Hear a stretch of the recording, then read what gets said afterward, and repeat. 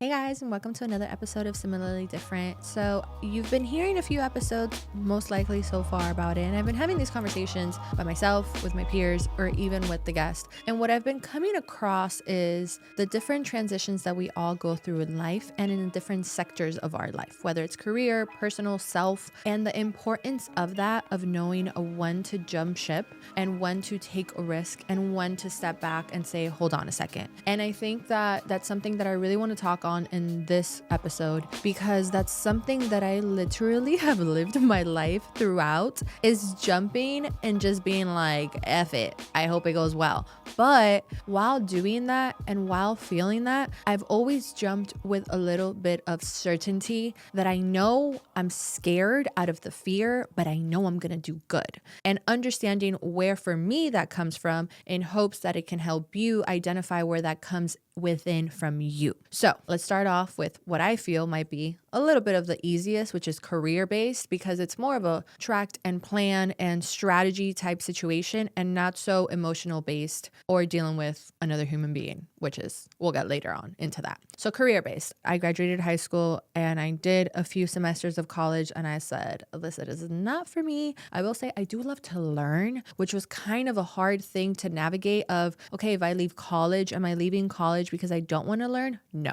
And I think a lot of the times, even parents, when you tell them that you no longer want to be in school, they think, oh, so you don't want to learn. You just want to give up on school. And it's not that. I think for me, from a very young age, I had a very entrepreneurial spirit. And when I went to school, maybe it was the speed or the process. You have to go get your prerequisites, get this, get that, before you can actually dive into what you actually want to do. Some people don't know what they want to do. I knew I wanted to do something like in marketing, creative, eventually own my business. That was like the soup that I had. And I wasn't like, oh, I want to go and make this stick and make millions off this stick and show how this stick works. Like, that just wasn't me. And I also didn't want to go and become a medical student, which if you do, hey, props to you, because the discipline that it takes to even do that and truly commit is the whole risk and commitment in itself. You're going to have to say goodbye to social life. You're going to have to say goodbye to a lot of things if you're a person that wants to go to medical school. My sister is in the medical field. She's in research, and the discipline that this girl has when it comes to her school is admirable. I could never.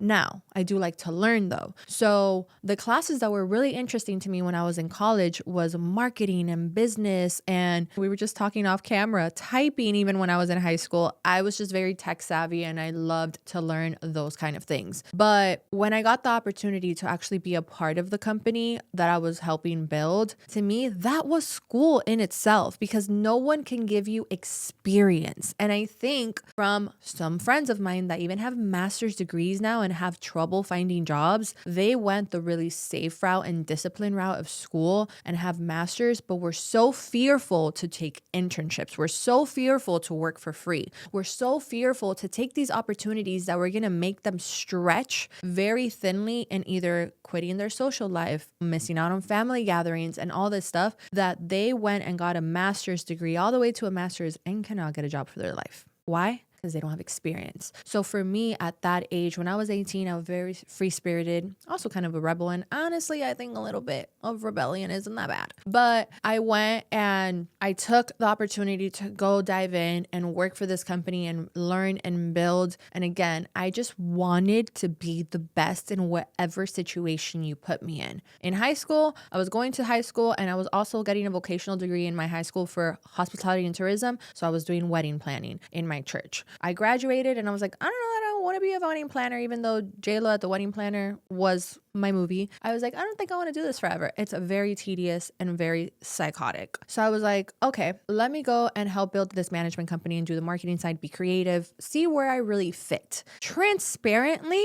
I started at that job as an assistant. And then it was 5 of us. We were all under 25. We just gave each other titles as we went. We were like, you're this week, you're that this week. And eventually, I will say I solidified myself as a CMO because I built the structure of the company and I created a payment system. I taught myself QuickBooks. And I would still work on the marketing end, but we kind of just were figuring it out. That was like Harvard in my brain. Why? Because I was learning, I was teaching, I was actually molding things as I went. And listen, don't hate me for this, but I think that's the best type of learning when you actually put your hands on. I'm also that kind of learner. Like, I got to do it. If you're reading me something, I need to physically see it and read it. I don't know if anybody else is like this. And if you are, then you get me. But that's how I am. So I did that in career. And then I got bored after getting burnt out many times, but I got bored. And I was like, what am I going to do? I have no degree. I'm a college dropout. And I honestly think if there's any time where college dropouts are thriving is now, because so many careers and so many job applications are finally removing the need to have a bachelor's degree. So I don't care what age you are. If you had a passion or you're good at something, you literally could go and be the head, senior director, whatever you want to call it, at a lot of companies now that 10 years ago you could never, because something that nobody can take away from you is your creativity. And so at this time, it was, I want to say 2014, 2013 when the idea started coming into my head. And I was like, what am I going to do? I remember looking up Universal Music Group and the website, and I was like, I'm gonna apply. And I literally could not apply up to a certain point because they asked you for your degree and that they needed to be able to verify it. And I was like, I can't even lie because this site is so legit that I can't even lie. Who are they going to call? Like, I don't know, Susie May over here and ask her to lie for me. So I felt really defeated at the time. And I was like, what do I do? What do I do? Simultaneously at the time, things were not the greatest in my personal life. And I was also like, 23, 24, trying to figure out who I even was. So there was a lot of things molding at the time and changing and shifting.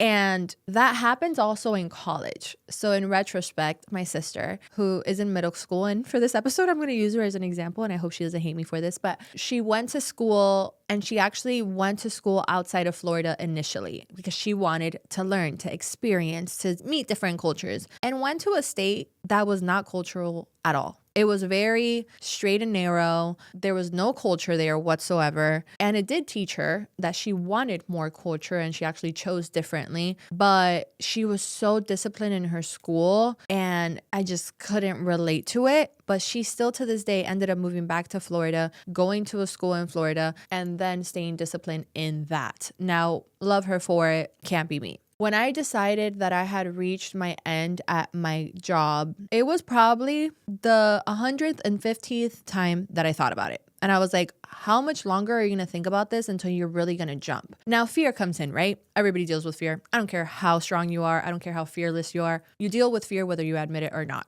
Fear creeps in and I'm like, the first one, financial. Can I afford this? And I was like, no, you can't. Because at the time, my partner also co-owned the company. How could you go and tell your partner? And that's a whole other layer. If you do a business with your partner or a family member or a close friend, and then you no longer have passion for it, the guts that you have to have that conversation and even know if there is an inviting moment to have that conversation. And I remember I had that conversation a few times like, hey, I want to dabble in this and that. My passion at the time was TV hosting and I really wanted to go more into it. I had gotten a few opportunities to be able to work alongside Tidal at the time, which had just released the streaming company owned by Jay-Z. I don't know if he still owns it, but owned by Jay-Z. And it was a hard thing to balance, but I didn't mind it because it would feed my soul. But after some time, I would get asked from my current employer, hey, this needs to be priority, which happens all the time, right? Even now as a content creator, if I was to consult for a job, the first question they're going to ask me, is this going to be their first priority? And sure is what you answer, but it's all about timing and balancing. So at this time back then, when I got asked that and I was starting to book quite a few jobs and it showed how much excitement this job was bringing me.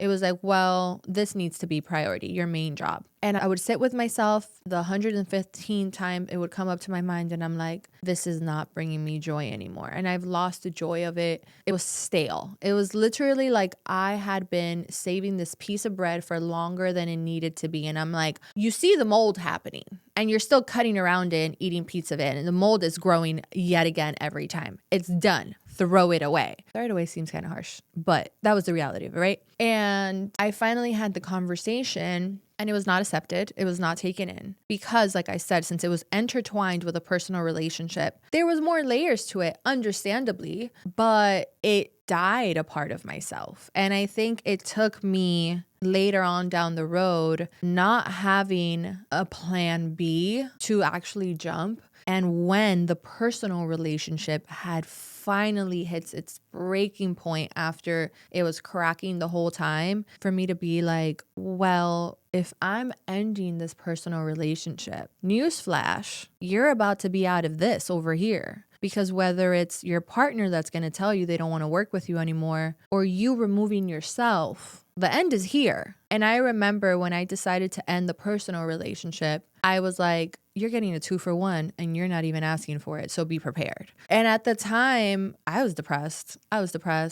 was at my wit's end. I was like, okay, I'm sad creatively now. I'm sad in my personal life. I don't know who Yanina is in this moment. So it can't even lean on at least Yanina the worker, or Yanina has a great stability over here in her personal life. So I'm like, it's a lose-lose or it's a win-win if you jump, because you're going to land somewhere better than nowhere. And I remember ending the relationship. At that point in my life, I was like, you're in a lose-lose situation here because you're about to end something, or you could see it as a win-win because you're going to land somewhere better than where you're currently at, right? And if you're feeling like this right now, just know that if you're relating to this moment, you're probably at your 115th conversation or more. Or maybe you're better than me and you didn't need 115th conversations within yourself. Hey, I get it. But for me at that time, that's how I felt. And if you did feel that way, I want you to know that you are going to land in a better place than you currently are right now. Now, I'm not going to sugarcoat it. It's scary as heck to jump.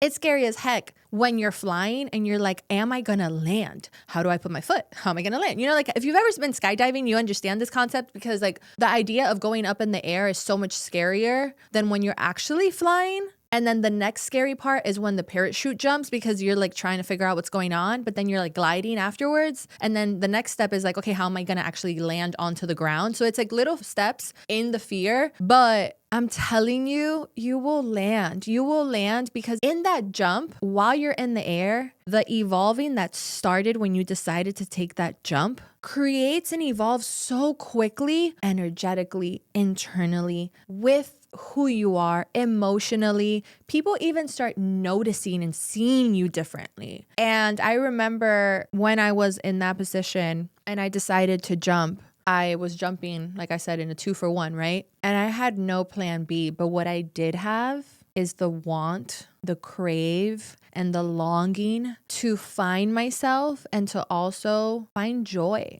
in so many parts of myself. I wanted to find joy within myself. I wanted to find joy with what I did. I didn't care at that moment if my joy was going to be a 9-to-5 and no longer entrepreneurship. I didn't care, because at that time, anything else was going to bring me joy because it was going to be a new experience. And I had tried and tried and tried and tried, but I was at my wit's end with that part of my life and that career choice that I had made. And I think a lot of the times now, society or whatever you want to call it kind of has this negative like tug at if you want to change paths. But I think there's so much beauty in that, especially in career. We are multi-hyphenate beings. Who you are today was not who you were 5 years ago. Who you are 5 years from now is not going to be who you are 15 years from now. And there's so much beauty in that. If you can find that within what you have, great. But there is nothing negative in wanting to say, hey, I want to work on this muscle that I just found. And I noticed I've never tried to make it grow. Because in that, you're going to find so much about yourself, just like I did. And so I did that. I made the jump, was like scared shitless, and I did it. And in that time, it was so exhilarating, but it was so scary because I went and became a tour manager. I was an executive assistant for a life insurance person. I was a personal assistant for a real estate agent. I was a personal assistant for the head of inclusion at Netflix. I think this is kind of illegal, but I used to get PR and put it in a bag and count it by the product value and then sell it to my friends who would give it to their family members. And I was like the makeup drug dealer. Does that exist? I don't know. I just made it up. But my friends used to call me the makeup drug dealer because when I was like anywhere from 500 to 1,000 low on rent, I remember I would fill duffel bags with makeup unopened and I would find the price online. And I had a dear friend of mine, I'm not going to out him. And he would be like, if you make an Excel sheet, he made me work for it though. If you made an Excel sheet and tell me how much each item cost right now and you give it to me for 30% off, I'll buy it off you. And I would spend hours creating Excel sheets from the products that I was not using or the tones that I didn't like, or if it was like, back then like PR lists were giving you like the whole wide range of shade of foundations. I'm not like the whitest and I'm not the darkest. So why do I need these? And I would do that to be able to make ends meet. My point is that I was willing to do anything as long as I didn't lose myself to find a way to find something new that I was gonna like. And I knew that in this season, it wasn't any of these things, but I knew that I was gonna meet people through these relationships. I knew that I was putting forth my effort and knowledge that I had in it, and that eventually somebody was gonna think of me. That was something else. In this time, I was still journaling, and call it what you want it, but I would write down in my journal and I'd be like, God, please put my name in rooms that I'm not in. Please put my name in people's minds that I haven't spoken to that have the right opportunities for me. And whether it was content creation, whether it was being a model in a print job, because I also was doing commercial background work at the time. I remember that in that time from praying that, one time I got a job at Universal Studios and it ended up being a billboard. And it was from a person randomly thinking of me from a past job. And my point is, I was working effectively to make ends meet, but I was also doing the internal work. I went back to therapy because I knew I was in a very much of a limbo, not only financially or career-wise, but energetically and spiritually. And I really needed the support of people that could bring me back and tell me, this is how you're going to rebuild the version of yourself that you are right now going into. Because in that time, I was in a transitional phase. I decided to jump, so I was in the air trying to figure out where am I going to land. And that really took some time. I want to say it probably took like 4.5 years for me. And it was still hard. I'm not going to sugarcoat it. But the times that were good in that time gave me so much fulfillment. And there was little kind of like asterisks throughout the way that reminded me that what I did was right, because I started to feel peace that I hadn't felt in a really long time. I started being okay with affirming myself rather than looking for affirmation from others. Opportunities started opening and I was experimenting with different sectors of the industry, different sectors of job titles, different kind of companies, and seeing what do I like or what do I have interest in. And the same thing goes for relationships. I think in a relationship, you have to work on it. It takes two to tango and you can't be dancing by yourself. And at some point, I think that for me, it was not only in that relationship, to be transparent, like there's happened in friendships, it's happened in even family relationships. If you're the only one putting forth effort to either work on a problem, build a relationship, and build the relationship, then you're gonna feel drained. When I've talked about this in other episodes about filling the cup and me being the pot thrower and people not knowing, but when you're in a committed relationship, that's a different story because you guys have committed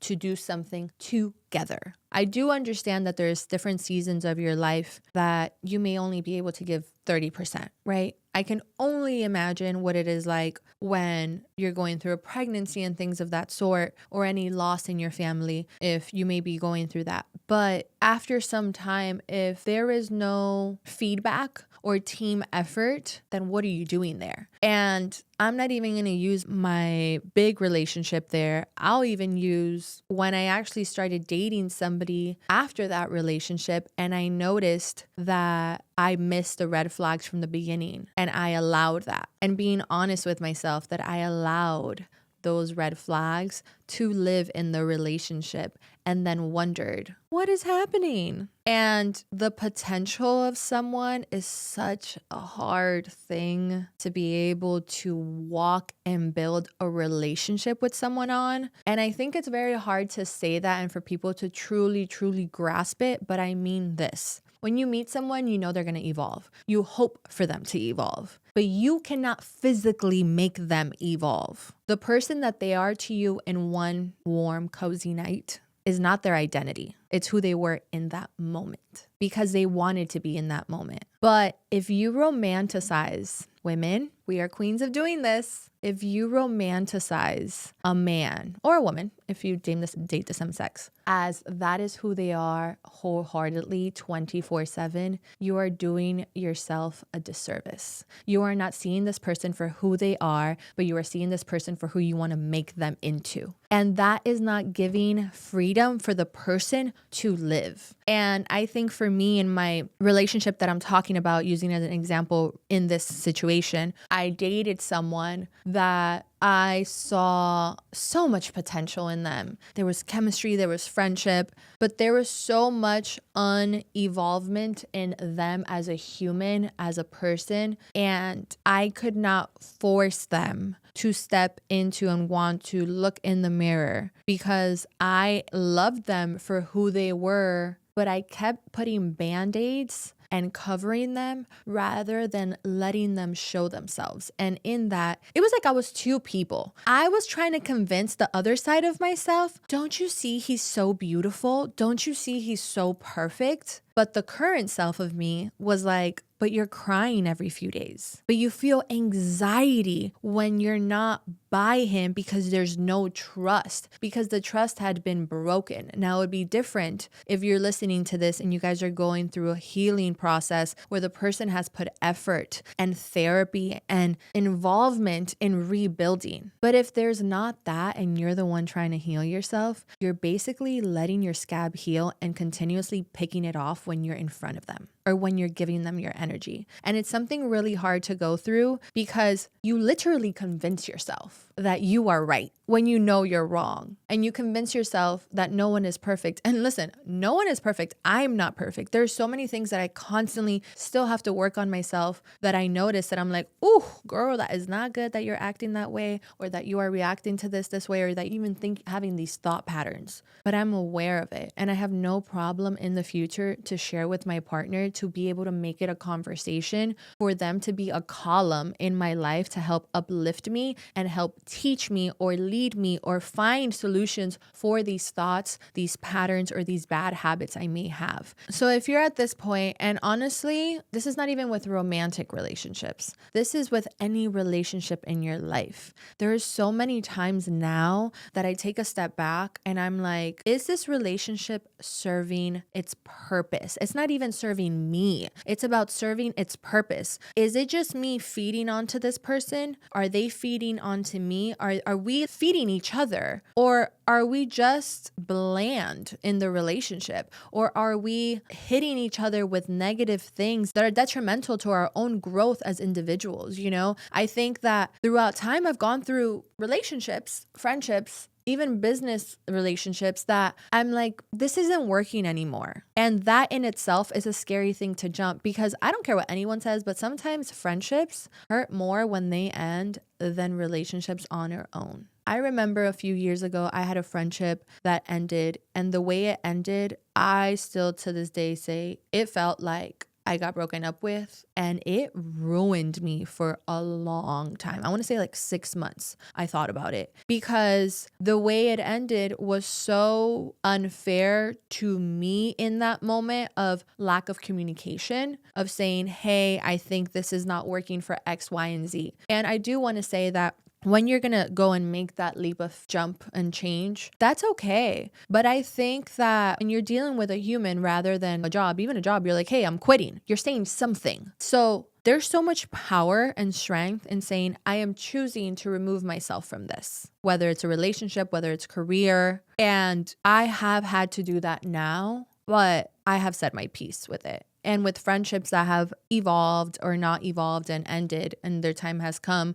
I think that there's always times where maybe I'll come back around once down the line we have grown individually and maybe there's some synergy, but sometimes it doesn't. But that doesn't mean you don't learn from it. And that doesn't mean there's not beauty inside of it. There's so many things that I have learned from so many friendships in my time, just like a job. In that job, you always learn things. You're able to expand an exercise, a muscle, a thing. Like I learned QuickBooks. I learned QuickBooks while at a job. maybe I'm not at the job anymore, but now I'm able to take that with me to the next job. In relationships, you're able to learn not only about yourself, but how to communicate with people better in your next friendships, what to look in friendships next time around. And the same thing goes for personal relationships or romantic relationships. When you decide to make that jump, you make that jump with a bag of things. But now it's up to you. What are you carrying in that bag? Are you carrying hurt, pain, bitterness, or are you going to carry love? I can say that in some romantic relationships, I learned that I could love again. In other friendships, I learned that I needed to work on some things better, that I needed to not lean so deeply sometimes on friends.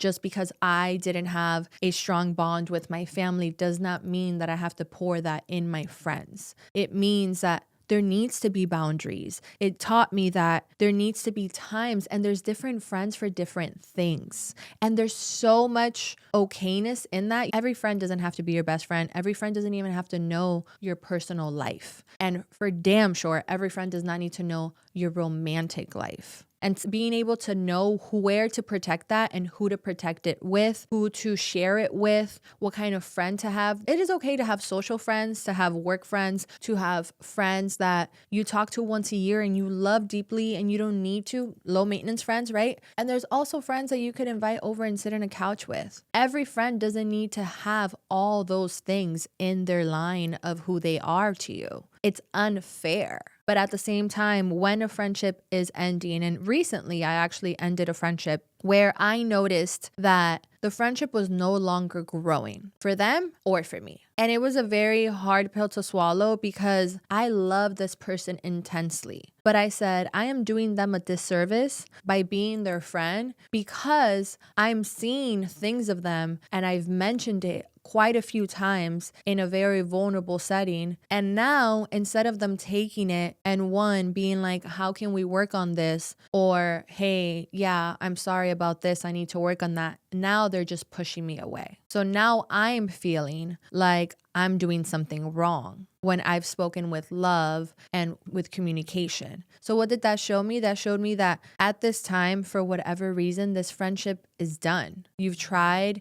You're supposed to have fun and free-spirited and lightness with friends. That's what it's supposed to be. So if you feel anything other than that, voice it in a very calm and loving manner, because no one is better than you. And you are not better than anyone else either. Everyone has their things. And it's all about, can we be honest with one another? If we're not being honest with one another and able to evolve and change and take constructive criticism out of love of the people that we're sharing and interchanging energy with, then what are we doing? Because the reality is, I'm never going to see all my flaws and I'm never going to see the things that I need to work on. So I want people around me that are removing me from the places that I'm scared from and saying, hey, I'm going to remove the fear from you and I'm going to push you a little bit because I know you can do it there. But also when I'm stepping into fire and I'm about to get burned, saying like, hey, come back over here, because I know that's not what you want. And I know that your end goal of who you want to be as a person isn't this. Because the reality is, I'm not 12 years old. I'm not 15 anymore. If I'm making bad habits and the people around me see it and are allowing it, that's not a good friend.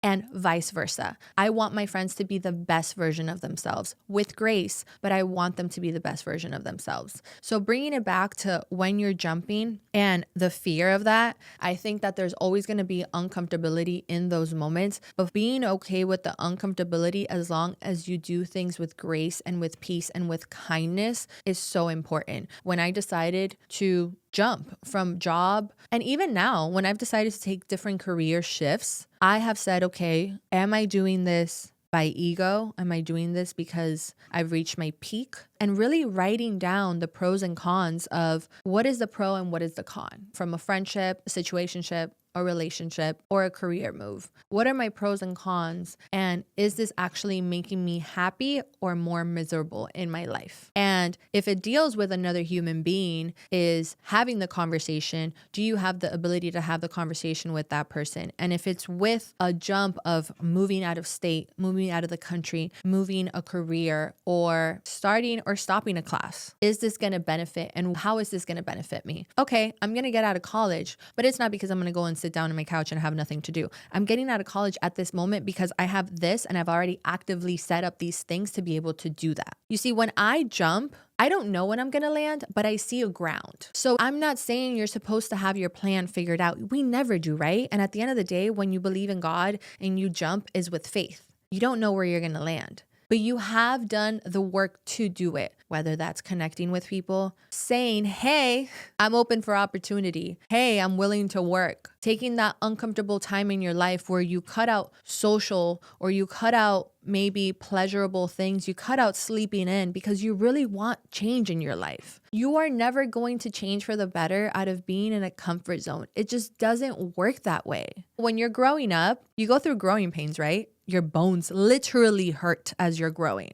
So if you expect to grow later on in life in any category, whether it's spiritual, mental, physical, anything financially, please allow yourself to hurt a little bit, but don't hurt yourself in the process. Allow yourself to hurt due to the uncomfortability of it. But as long as you put the effectiveness and the effort of it, it always works out. If a friendship doesn't work out, as long as you ended it calmly and peacefully, listen, a new friendship that's aligning with you of who you are right now and what you're interested in will come. If you ended a partnership because of instability, lack of commitment, unfaithfulness, not having clear communication, lack of emotional availability, go and take the jump. Are you going to feel lonely? Yeah, I'm not going to lie to you. You are. But you're also going to have friends to lean on. You're going to have hobbies that you can do. You're going to have time to be able to fill yourself with it and say, hey, I may feel lonely right now, but at least I'm not crying with the anxiety filled inside of me because I'm wondering if he's with this one, with that one, or with all of them at once and not with me. And that's kind of where I am now, where whenever I jump, I may feel uncomfortable. I may even feel alone while flying to land somewhere, but at least I'm letting go of the pain, the uncertainty, and the lack of even feeling anything that I was dealing with, a stale job, a stale relationship of any sort. And the reality is that when it comes to a personal relationship, which is very different than a career, you have no control over humans. So you can have the most potential for a friend.